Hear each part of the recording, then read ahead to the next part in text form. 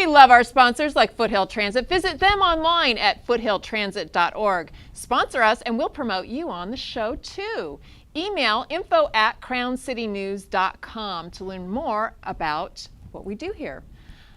Now for the morning buzz, we have a little activity, a little missile activity taking place. We have the U.S. has launched some Tomahawk missiles at Syria, and we've also had some issues with Korea launching and practicing what they wanted. Yeah, but the missile strike was really heartbreaking because of the loss of lives, some children and dozens of people through sarin gas. Really difficult. It is. So we have Mr. Ang here with us today to discuss a little bit about that whole issue. Yeah. And the President and the Secretary of State have really been busy with this whole issue. So Marc Ang, who is our pundit there, can you tell us, should the President have bombed Syria, Marc? I think right now it's too early to make a judgment on whether that was the right call. But what I like is to actually see a commander-in-chief exercising strength versus cowering to other world leaders and putting the U.S. in a weaker position. So what is your response to the fact that Tim Kaine, a former candidate for vice president, said that he felt the president overstepped his legal bounds because his aggression was toward an actual foreign government? First of all, I don't give Tim Kaine much credibility.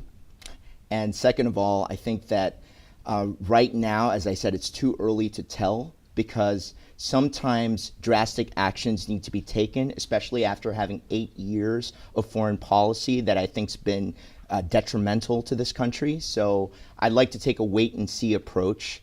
And sometimes bounds need to be overstepped. I mean, what's a great example? Susan Rice has, I think, overstepped her bounds when she was accessing information she maybe shouldn't have. Well, it was more so about actually exposing that to other members of the committee, with the Intelligence Committee, and the jury's still out on that as well. Would you agree or not?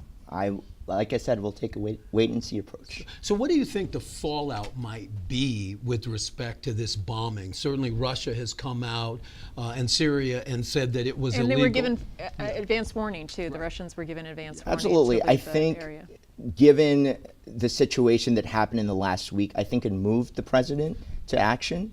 And I also think that, with Russia is obviously going to take the position that they did. I mean, I'm not surprised by that at all. But I think that at the end of the day, the U.S., a lot of times, especially someone who has not served in the military, I think this is strategically a good move for him to flex his muscle and say, you know what, we're not just all talk. We actually have action backing up what our foreign policy is. So, like I said, we'll see what happens. I really like that statement by one of the rebel leaders in Syria, and he mentioned, I forget his name, but he mentioned that, and surprisingly, they would be considered a liberal Democrat party in Syria, and for him to actually support the bombing says a lot, because he mentions that there's been a history of civil rights violations and basically violence towards civilians. I believe that this is perfectly justified. So what do you think this says to Korea now? I think it says to Korea that you better stay in line, and the U.S. is not playing around. The other big question is about the timing of the attack. Obviously, the president is in a Florida meeting with the Chinese government, and do you think that put him in a difficult position? The bombing taking place right where he's there, and or not? I don't think nothing is ever perfect timing when it comes to foreign skirmishes, I guess. But I think that having some sort of action behind this puts a lot more meat to his bone when there's negotiations with China. You do, and yeah, so that may be the discussion as opposed to some of the other issues with currency, but we'll have to see about the fallout on this. It's going to be dramatic. It is certainly life-changing, and I think I agree with you that action was necessary. Absolutely. Yeah.